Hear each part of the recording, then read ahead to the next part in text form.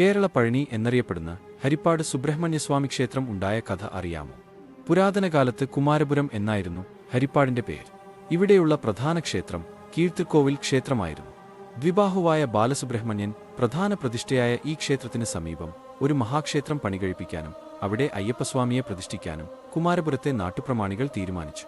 അതിനായി അവർ വിദഗ്ധരായ പണിക്കാരെ പല നാടുകളിൽ നിന്നും കൊണ്ടുവരികയും ക്ഷേത്രനിർമ്മാണം ആരംഭിക്കുകയും ചെയ്തു. അങ്ങനെ മാസങ്ങൾക്കുള്ളിൽ അവിടെയൊരു മഹാക്ഷേത്രം ഉയർന്നുവന്നു. തുടർന്ന് പ്രതിഷ്ഠയ്ക്കും മറ്റ് ചടങ്ങുകൾക്കുമായി നാട്ടുകാരായ ഭക്തജനങ്ങൾ ഒരുങ്ങി. ഒരു ദിവസം രാത്രി കുമാരപുരത്തെ എല്ലാ പ്രമാണികൾക്കും ഒരേ സമയം ഒരു സ്വപ്നദർശനമുണ്ടായി.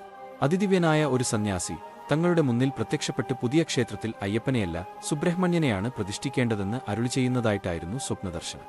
ക്ഷേത്രത്തിൽ പ്രതിഷ്ഠിക്കാൻ ഏറ്റവും ഉചിതമായ ഒരു വിഗ്രഹം കായംകുളം കായലിൽ ജലാധിവാസമേറ്റുകിടപ്പുണ്ടെന്നും അത് ത്രേതായുഗത്തിൽ പരശുരാമന്റെ പൂജയേറ്റുവാങ്ങിയതാണെന്നും കായംകുളം കായലിൽ ഒരു പ്രത്യേക സ്ഥലത്തെത്തുമ്പോൾ ഒരു പ്രത്യേക ഭാഗത്ത് നീർച്ചുഴികളും പുഷ്പങ്ങളും കാണാമെന്നും അവിടെ ഇറങ്ങി മുങ്ങിത്തപ്പിയാൽ വിഗ്രഹം കിട്ടുമെന്നും സന്യാസി കൂട്ടിച്ചേർത്തു. അതനുസരിച്ച് പിറ്റേ ദിവസം തന്നെ പ്രമാണിമാർ ഒരുമിച്ച് കണ്ടല്ലൂരിലേക്ക് പുറപ്പെട്ടു. സ്വപ്നത്തിൽ പറഞ്ഞതുപോലെ ഒരു സ്ഥലത്ത് നീർച്ചുഴികളും പുഷ്പങ്ങളും വലം വയ്ക്കുന്നത് അവർക്ക് കാണാനിടയായി. അതനുസരിച്ച് അവർ തങ്ങളുടെ സഹായികളോട് പ്രസ്തുത സ്ഥലത്ത് മുങ്ങിത്തപ്പാൻ അറിയിക്കുകയും അതനുസരിച്ച് സഹായികൾ കായലിലിറങ്ങി മുങ്ങിത്തപ്പുകയും ചെയ്തു. അങ്ങനെ വിഗ്രഹം ലഭിക്കുകയും ചെയ്തു. വിഗ്രഹം കണ്ടെടുത്ത സ്ഥലത്തിന് അതുവഴി കണ്ടനല്ലൂർ എന്ന പേര് വരികയും പിന്നീട് ഇത് ലോപിച്ച് കണ്ടല്ലൂർ എന്നായി മാറുകയും ചെയ്തു. തുടർന്ന് പ്രമാണിമാരും സഹായികളും കൂടി വിഗ്രഹവും കൊണ്ട് ഘോഷയാത്രയായി കുമാരപുരത്തേക്ക് പുറപ്പെട്ടു.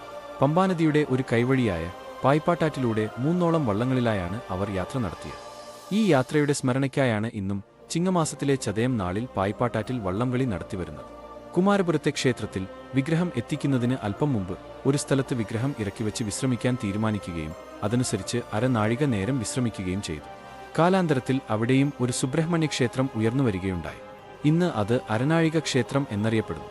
അതിനുശേഷം ക്ഷേത്രത്തിലെത്തിച്ച വിഗ്രഹം തുടർന്നുവന്ന വൃശ്ചികമാസത്തിലെ തൃക്കാർത്തിക ദിവസം സകലവിധ താന്ത്രിക ചടങ്ങുകളോടെയും പ്രതിഷ്ഠിച്ചു.